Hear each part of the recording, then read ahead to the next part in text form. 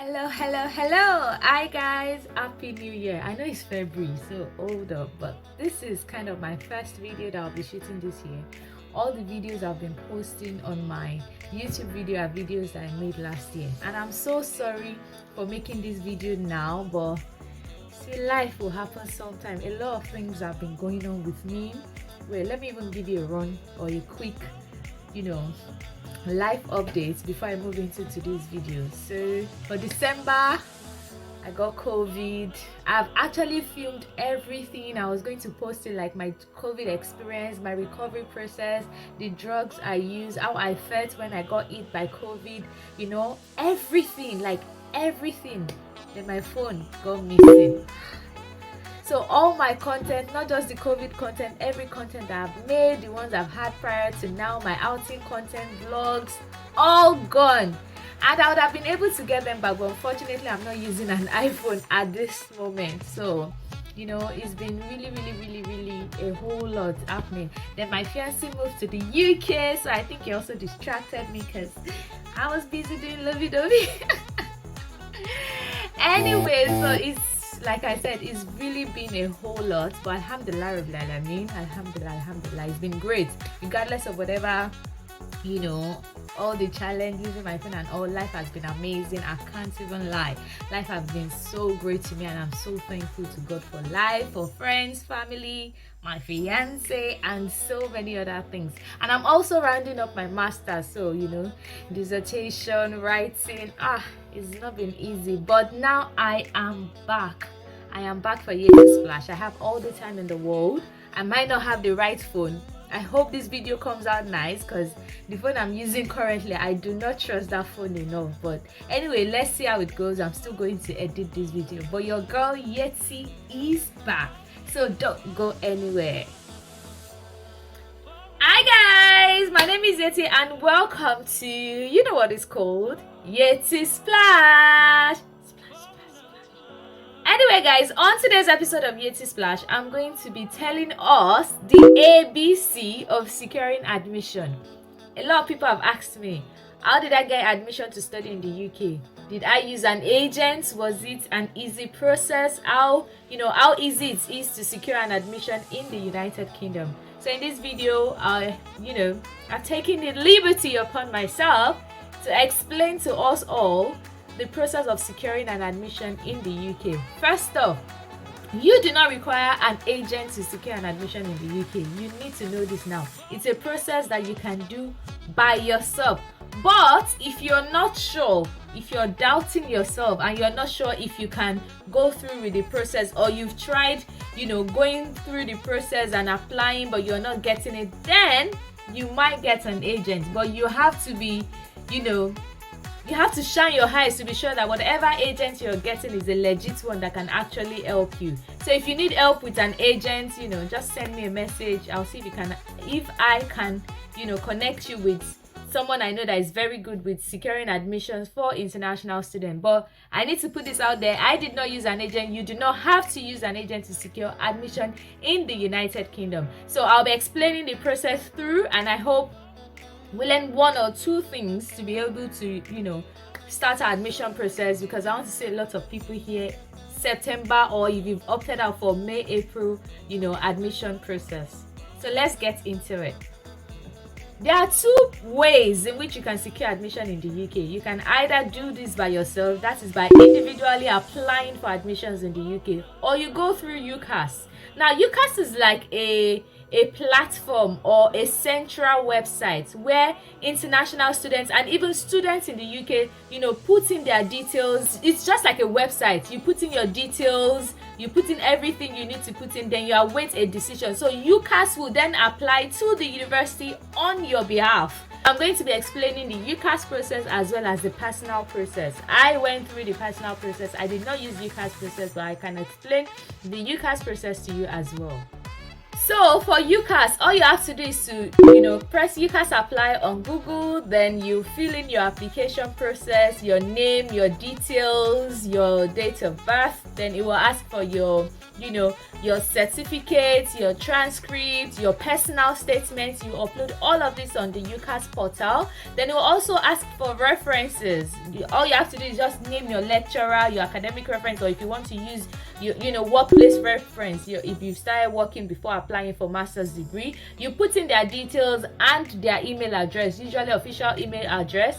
Then an email will be sent to them to provide you with a reference. So you do this and then you submit. But the only thing with UCAS is you have to pay application fee, which is about £25 to like 20 to 25 pounds or thereabouts. So as an Ijebu girl, I am not going to pay an application fee to any platform to send my application to the school, when I know that applying directly to most universities in the UK is free.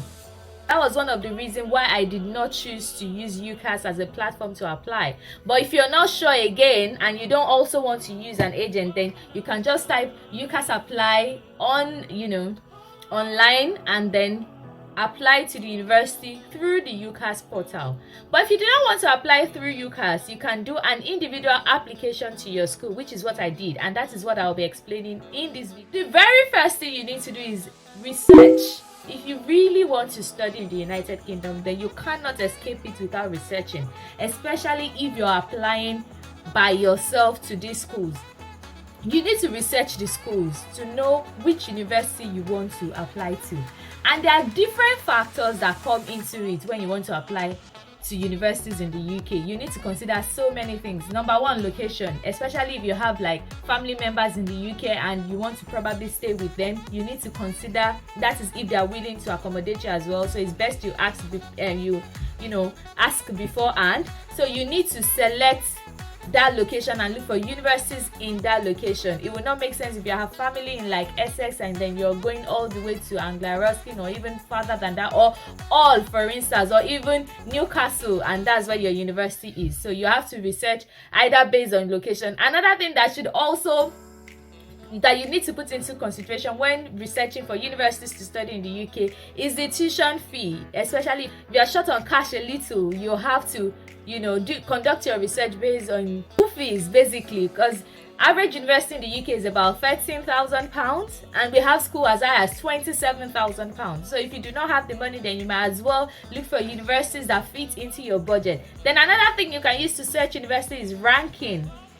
There are some, if I have the money, I would, no offense to my school, University of East London, I still love the school, but if I have the money, like I have that cash flowing, I'll probably have gone to Cambridge, Imperial London, is it college or university? I can't even remember. I think it's Imperial College. Well, I know the school I'm talking about anyways, and some other Ivy League schools like that, because it will look so good on my CV if I've attended one of those universities. So if you have the money as well, you can use ranking to decide the kind of university you want. So also another thing you need to consider is flexibility of payments. If you're not too buoyant like that, then you can check the flexibility process of that school. So some university will stress you. They'll tell you as you're coming you have to pay all your tuition. Some will say in 3 months, some will say okay, we don't mind 3 installments, we don't mind 4 installments. So you have to put all this into consideration before selecting a university. But if you're coming to the UK, the very first step is research. You have to research your university. After you've done this, the next step, or the next thing I did, was my personal statement. I had to write a personal statement. And what is a personal statement? Simpliciter, personal statement, your own personal statement, your statement. It's just a statement that allows you to sell yourself to the admission team, telling them why you deserve to come to their prestigious university to study.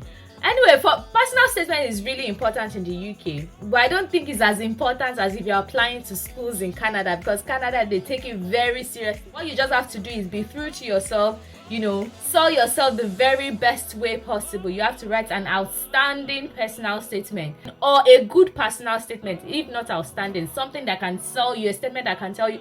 And it's not really difficult. You just have to explain why you want to come into the UK, your career aspiration in life, and why you think this is the next step for you. So basically, you have an outstanding personal statement. Then the next thing is you have to gather your documents. You can't be applying into the UK and you've not gotten your certificate from your university, or you don't know how to get your transcript. No, you must be able to like gather your documents. You must get your transcript from your university. And the beauty of UK is that some of them will allow unofficial transcript, that is not formal transcript, where you have to pay for. They can just tell you, okay, if you have scanned copies, send it to me. You don't have to send the official one, where the school will directly send to the university, which saves so many, save you from lots of stress. My university accepted unofficial transcript from me. I just applied for local transcript at that time, which was 8,000 at Olabisi University, and I uploaded it online. I know some was asked for official transcript, and that one is about 50,000 in my university. Then you still have to send it through Korea all the way to the United Kingdom, so you'll have to check that as well. Get your transcript, get your certificates ready, and basically that's just the simple document. Then some university will ask you for proficiency of English language test, and it's usually TOEFL or IELTS. I did not have to take any proficiency test, and anytime I see university asking Nigerians to take that proficiency test, I'm always really angry. You know why? We're colonized by the British, for crying out loud. Britain colonized us, and you're still asking me like, can you see the English I'm speaking now? Is it out clear enough? There are people in eastern part of European, they call them Eastern Europeans, that cannot speak English, and I'm being serious. These are people in the same continent as United Kingdom. They can't speak English. Now they forced me to speak English in Africa. I speak fluent English. You're not asking me to do a test to tell you that I'm proficient in English. Nah. That's a big slap, man. So anyways, jokes apart, guys, I did not write a proficiency test. What I just did was that I emailed my school that my first language is in English, and I also forwarded my WAEC certificate to my university. Then there was no need for me to write IELTS, because that test is even expensive, like 75,000 naira. Why? When all my life from primary, secondary, through university, I've been taught in English. I can speak English. Kajiko? Yes. Okay, anyways, guys, so you just have to be sure that your school would also allow you to do that. Just have at least a C in WAEC, in English language, and then you do not need to write your proficiency test for most universities. So I think that is it. Once you have all these documents, you have your reference, and for reference, please speak to your lecturer in advance. Don't just write their name and then their email address and without letting them know that you're using them for reference or anything, because just ensure that you talk to whoever is referencing you in advance so that they are aware and they are also looking forward to that email on your behalf. Then your CV, you need to write a CV as well, especially if you're switching courses, if you're switching career. Maybe you did law in your undergrad and you want to move to social work in your master's degree. So you need to have a CV that will explain the reason for the switch. Maybe you are now working in an industry that has social work related, and then you think it's just best for you to have a master's in social work. CV is also important for people who have something we call education gap. Like myself, I had like 5 years education gap before doing my master's degree. I left university at 2015, did my law school in 2016, then I didn't go for my master's until 2021. So my CV says I was actually gainfully employed with an organization where I was practicing law, and it was as a result of this that I'm still further intrigued by the practice of law, and this is why I want to do my master's degree.